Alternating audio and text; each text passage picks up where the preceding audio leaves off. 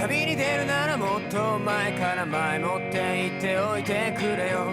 昼過ぎ起きて壁に貼られた旅に出ますの大きい手紙、急いで外に飛び出したけど二足歩行の太陽が僕の顔見て笑っているから口笛吹いて戸を閉めた。そして君はいなくなったね、僕を置いて。